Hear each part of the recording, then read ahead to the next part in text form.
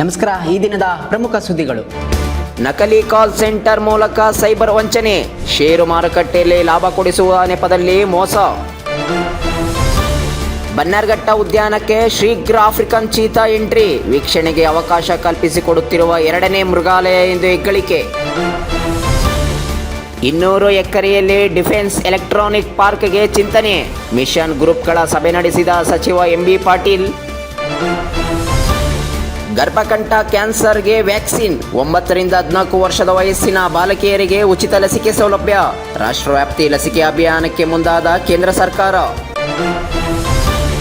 Broke ಶತಕ, ಸೆಮೀಸ್ಗೆ England ಪಾಕಿಸ್ತಾನಕ್ಕೆ 2 wicket ವಿರೋಚಿತ ಸೋಲು, ಸೆಮಿಫೈನಲ್ ಹಾದಿಯ ಕಠಿಣ. ಗುಲ್ಬರ್ಗಾ ವಿವಿ ಜಾಗಕ್ಕಾಗಿ ಜಟಾಪಟಿ, 374 ಎಕರೆ ಜಾಗ ಕೇಳಿದ 18 ಸಂಸ್ಥೆಗಳು 1 ಇಂಚು ಜಾಗ ನೀಡದಿರಲು ಸಿಂಡಿಕೇಟ್ ನಿರ್ಧಾರ. ಕೇರಳದ ಹೆಸರು ಈಗ ಕೇರಳಂ, ಮರುನಾಮಕರಣ ಮಾಡಿ ಕೇಂದ್ರಕ್ಕೆ ಪ್ರಸ್ತಾವನೆ ಸಲ್ಲಿಸಲು ಮುಂದಾದ ಕೇರಳ ಸರ್ಕಾರ.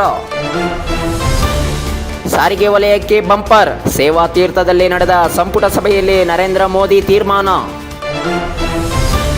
ಉಚಿತ ಸಾಕು, ನೌಕರಿ ಬೇಕು, ವರ್ಷಗಳಿಂದ ಭರ್ತಿಯಾಗದ ಖಾಲಿ ಉದ್ಯೋಗಕ್ಕಾಗಿ ಜೆನ್ಜಿ ಹೋರಾಟ, ಧಾರವಾಡದಲ್ಲಿ ಬೀದಿಗಿಳಿದ ಯುವಜನತೆ, ಆಡಳಿತಾರೂಢ ಕಾಂಗ್ರೆಸ್, ಪ್ರತಿಪಕ್ಷ ಬಿಜೆಪಿಗೆ ತರಾಟೆ.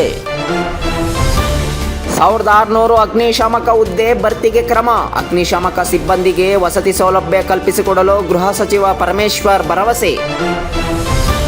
ಹಾಲು ಪ್ರೋತ್ಸಾಹಧನ 7 ರು ನಿಗದಿಗೆ KMF ಪ್ರಸ್ತಾವನೆ, ರಾಜ್ಯ ಸರ್ಕಾರಕ್ಕೆ ಪ್ರೋತ್ಸಾಹಧನ ಹೆಚ್ಚಿಸಲು ಪ್ರಸ್ತಾವನೆ ಸಲ್ಲಿಸಿದ KMF.